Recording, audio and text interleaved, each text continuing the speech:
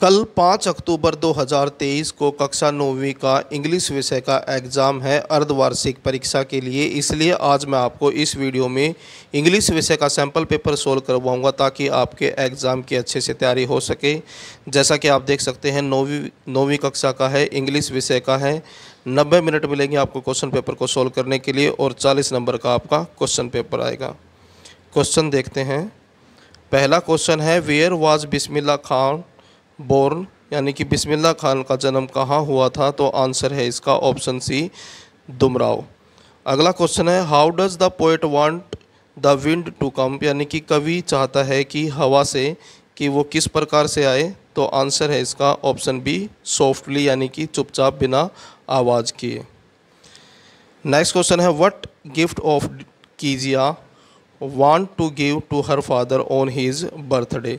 तो इसका आंसर है ए, पिन कुशन, यानी कि क्वेश्चन के अंदर ये पूछा गया था, कीजिया अपने पिता को उनके जन्मदिन पर क्या गिफ्ट यानी कि उपहार देना चाहती थी? तो आंसर है option D, a, pin cushion. अगला है, what makes an echo in the poet's mind, यानी कि कवि के दिमाग में क्या चीज़ जो है गूंज उत्पन्न करती है? इको का मतलब होता है गूंज, और इसका आंसर है option C, the music of pattering rain, यानी कि जो बूंद गिरने की आवाज़ है वो कवि के दिमाग में गूंज उत्पन्न करती है। अगला क्वेश्चन है, what field of life is Albert Einstein associated with? तो इसका आंसर है ऑप्शन बी, साइंस। और क्वेश्चन में पूछा गया था कि जीवन के कौन से क्षेत्र से एल्बर्ट आइंस्टाइन संबंधित हैं? तो ऑप्शन बी, साइंस। अगला क्वेश्चन है, from where did the grandfather buy Toto, यानी कि दादाजी ने टोटो को कहाँ से खरीदा था? तो इसका आंसर है फ्रॉम ए टोंगा ड्राइवर, यानी कि टोंगा ड्राइवर से। अगला क्वेश्चन है, what was the name of Mahindra's cook, Mahindra के कुक का क्या नाम था? तो आंसर है ऑप्शन ए, ईश्वरन।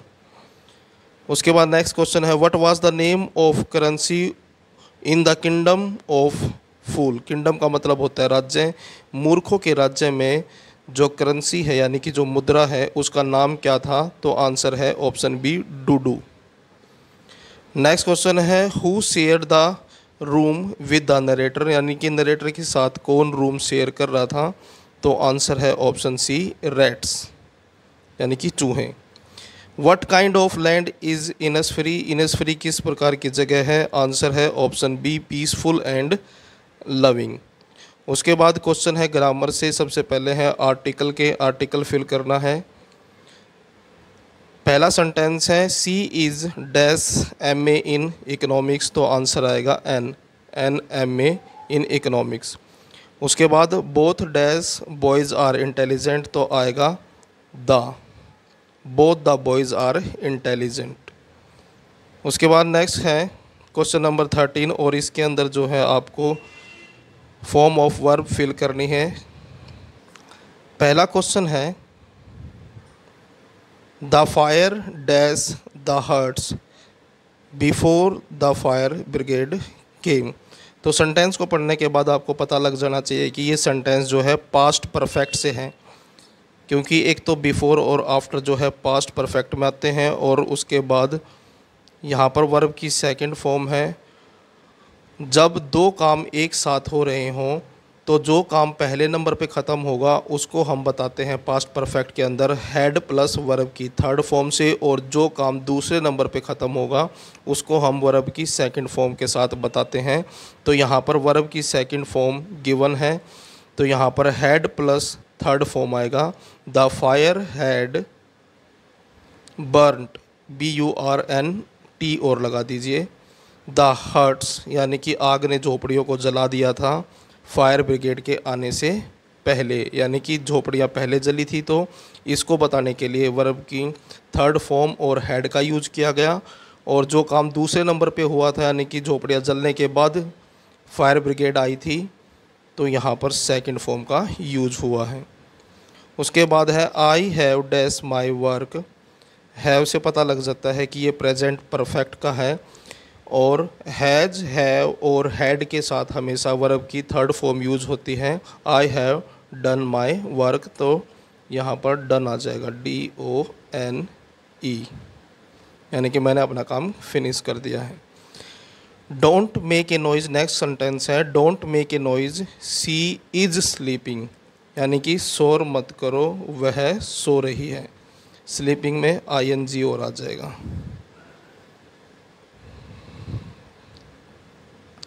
उसके बाद नेक्स्ट क्वेश्चन है 2 नंबर वाले, how is a shehnai different from a pungi, यानी कि शहनाई जो है पुंगी से किस प्रकार भिन्न है।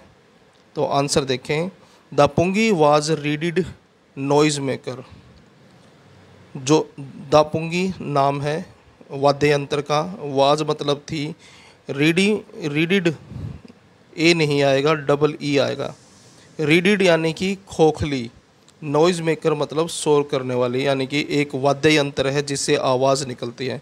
तो पुंगी जो है एक वाद्य यंत्र है, यानी कि म्यूजिक इंस्ट्रूमेंट है।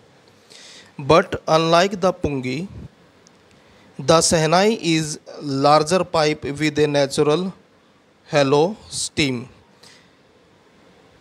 बट मतलब परंतु, अनलाइक द पुंगी यानी कि पुंगी से अलग, यानी कि पुंगी से भिन्न, शहनाई इज़ ए लार्ज पाइप, शहनाई जो है एक बड़ी पाइप होती है, विद नेचुरल होलो, जिसके अंदर नेचुरल होता है प्राकृतिक, होलो स्टीम मतलब छिद्र होते हैं, यानी कि ये एक ऐसा वाद्य यंत्र है जिसमें जो है प्राकृतिक छिद्र होते हैं, यानी कि प्रकृति द्वारा बने हुए, यानी कि मानव निर्मित नहीं होते ये छेद। It is larger and broader than the pungi, ये पुंगी से बड़ी है और चौड़ी है, ब्रॉडर का मतलब होता है चौड़ी, देन द पुंगी, यानी कि जो शहनाई है वो पुंगी से बड़ी भी होती है और चौड़ी भी होती है। 7 holes are made on the body of the pipe, और इसकी जो बॉडी है उसके ऊपर 7 छिद्र होते हैं। नेक्स्ट क्वेश्चन है question number 17, why did Margie's mother send for the county inspector. Send for का मतलब होता है बुलावा भेजना, यानी कि मार्गी की माँ ने काउंटी इंस्पेक्टर को बुलावा क्यों भेजा, यानी कि उसे क्यों बुलाया।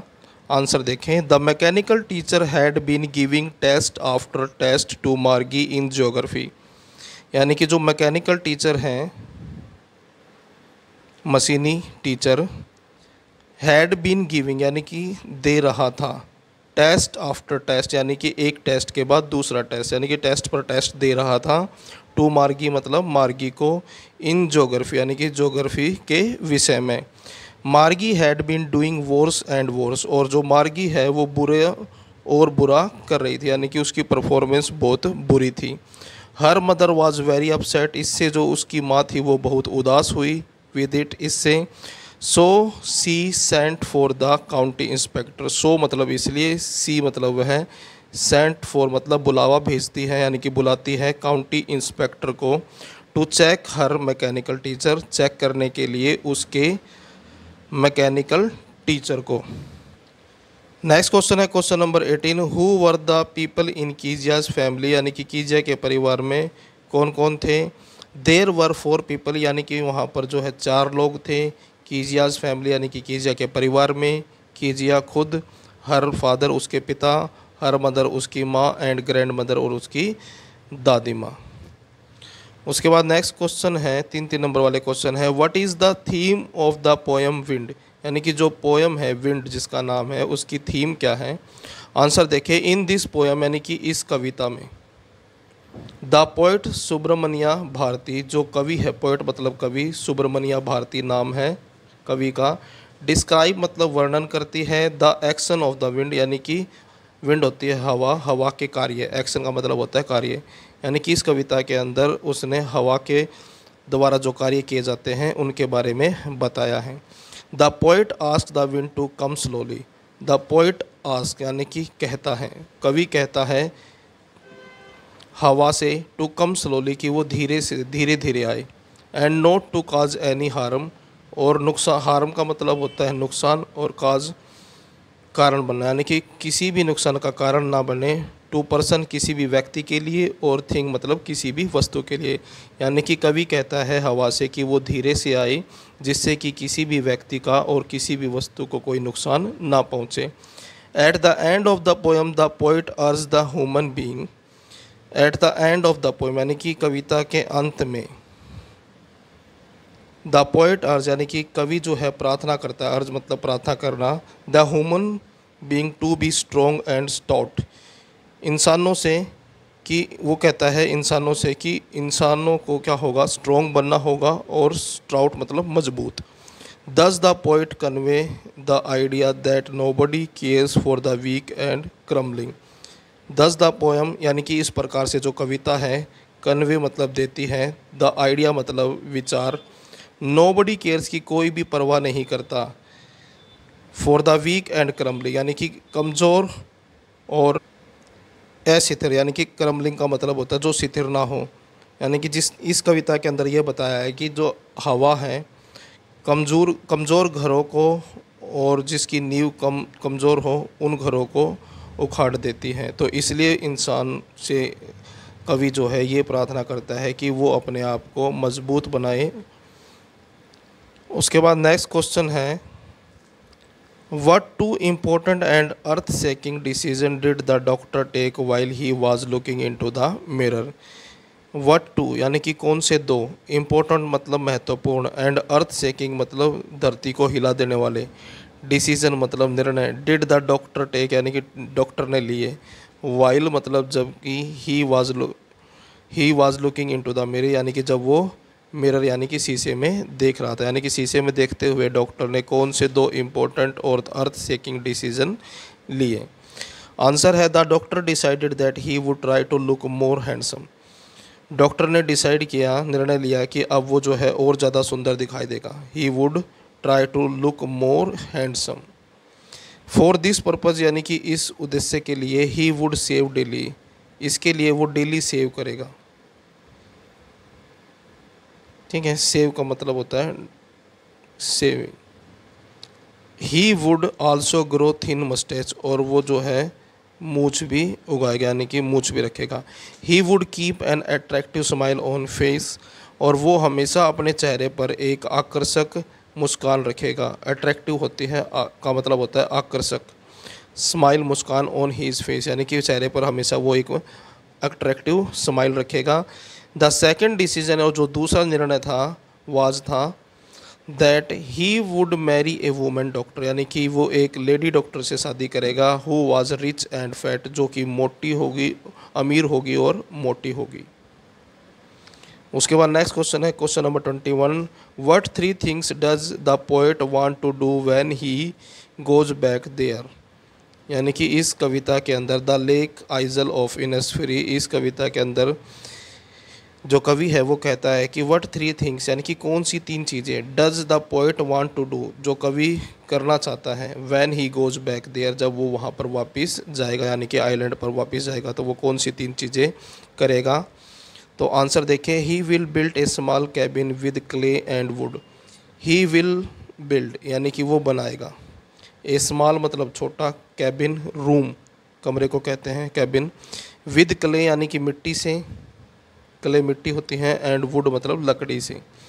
उसके बाद सेकंड है ही विल प्लांट 9 बीन रोज, यानी कि वहाँ पर वो जो है 9 बीन रोज, बीन होती हैं सेम, यानी कि सेम की जो है जो पौधे हैं उनकी 9 पंक्तियाँ लगाएगा। He will make a high for the honey bee, hive का मतलब होता है छत्ता और हनी बी मतलब मधुमक्खियाँ, तो वो कहता है कि वो मधुमक्खी के लिए छत्ता बनाएगा। तो ये तीन चीज़ें थीं। उसके बाद नेक्स्ट क्वेश्चन है write the brief summary of the poem the road not taken in your own word, और दूसरा क्वेश्चन था जो चॉइस में है discuss Albert Einstein as a genius scientist. तो आंसर देखें, in 1900 at the age of 21 यानी कि 1900 में 21 वर्ष की आयु में Albert Einstein was a university graduate, यानी कि 19 की आयु में आइंस्टाइन ने ग्रेजुएशन कर ली थी, एंड अनएम्प्लॉयड, और अनएम्प्लॉयड यानी कि उसके पास नौकरी नहीं थी। Finally he is secured a job, यानी कि आखिरकार उसे एक जॉब मिली, सिक्योर्ड ए जॉब मतलब जॉब मिलना, इन 1902 यानी कि 1902 में, एज ए टेक्निकल एक्सपर्ट, एक टेक्निकल एक्सपर्ट के तौर पर, in the patent office in Bern, यानी कि ये जगह का नाम है, इस जगह पे पेटेंट ऑफिसर के तौर पर उसको एक जॉब मिली। He job was to assess other people's invention, उसका कार्य था जो दूसरे लोगों के इन्वेंशन थे यानी कि जो दूसरे लोगों ने खोज की थी उसकी जांच करना यानी कि मूल्यांकन करना। एट दिस टाइम यानी कि इस समय पर he was developing his idea in secret, यानी कि वो डेवलप कर रहा था, बना रहा था अपने खुद के आइडियाज़ सीक्रेट में यानी कि रहस्य छुपा कर, यानी कि रहस्य में, यानी कि गुप्त रूप से जो है वो अपने भी आइडियाज़ जो है डेवलप कर रहा था। In 1905 he published he is one of the famous papers, यानी कि 1905 में उसने अपना एक फेमस जो पेपर है उसको पब्लिश करवाया यानी कि छपवाया। It was Einstein special theory of relativity, और ये जो थी थ्योरी थी रिलेटिविटी की, according to which time and distance are not absolute, जिसके अनुसार जो समय था और जो दूरी थी वो एक दूसरे से संबंधित नहीं है। उसके बाद in 1915 Einstein published his general theory of relativity, और 1915 में उन्होंने अपनी जो जर्नल थ्योरी थी ऑफ रिलेटिविटी की उसको पब्लिश किया यानी कि छपवाया। Which provided a new interpretation of gravity, जिसने उपलब्ध कराया ग्रेविटी की नई व्याख्या। इंटरप्रिटेशन का मतलब होता है व्याख्या, और ग्रेविटी गुरुत्वाकर्षण। एन एक्लिप्स ऑफ द सन यानी कि सूर्य ग्रहण इन 1919 में ब्रॉड प्रूफ यानी कि सबूत प्राप्त हुआ, यानी कि इससे साबित हुआ दैट इट वाज एक्यूरेट कि वो सही था। द न्यूज़पेपर्स प्रोक्लेम्ड यानी कि जो न्यूज़पेपर हैं उन्होंने प्रोक्लेम्ड यानी कि घोषणा की हीज़ वर्क, उसका कार्य जो है एज एन साइंटिफिक रेवोल्यूशन यानी कि वैज्ञानिक क्रांति है। Einstein received the Nobel prize, इसके लिए आइंस्टाइन को नोबेल प्राइज़ दिया गया फिजिक्स का इन 1921 यानी कि 1921 में। He was served with honour यानी कि उसको बहुत सम्मान मिला, एंड इनविटेशन और निमंत्रण मिले from all over the world यानी कि पूरी दुनिया से, and loaded by the press, और प्रेस के अंदर उसकी बहुत सारी तारीफ हुई। उसके बाद नेक्स्ट क्वेश्चन है right an application to the principal of your school requesting him to grant you full fee concession, application लिखनी थी फुल फी कंसेशन के लिए, या फिर describe the helping the flood affected people यानी कि जो फ्लड बाढ़ से प्रभावित लोग थे उनकी मदद के लिए जो है डिस्क्राइब करना था। तो इसके बारे में लिखा हुआ है, आंसर देखें। Last year there were widespread of floods in Haryana, यानी कि पिछले साल हरियाणा के अंदर बड़ी मात्रा में बाढ़ आई। वाइड स्प्रेड मतलब बड़ी मात्रा में, फ्लड होता है बाढ़, इन हरियाणा मतलब हरियाणा के अंदर। Many areas were completely submerged in water, many areas बहुत से इलाके, वर कम्प्लीटली सबमर्ज यानी कि डूब गए, पूरी तरह से डूब गए। कम्प्लीटली मतलब पूरी तरह से, सबमर्ज मतलब डूब गए, इन वाटर मतलब पानी में। A great number of people become homeless, great number of people का मतलब होता है बड़ी मात्रा में लोग, बिकम मतलब बन गए, होमलेस मतलब जिनके पास घर नहीं था। There crops and houses were destroys, उनकी जो क्रॉप थी यानी कि फसल, एंड हाउसेज और घर, वर डिस्ट्रॉयड वो नष्ट हो गए, डिस्ट्रॉय का मतलब नष्ट होना। There was a huge loss of life, यहाँ कहते हैं कि बड़ी मात्रा में लोगों की मृत्यु हुई।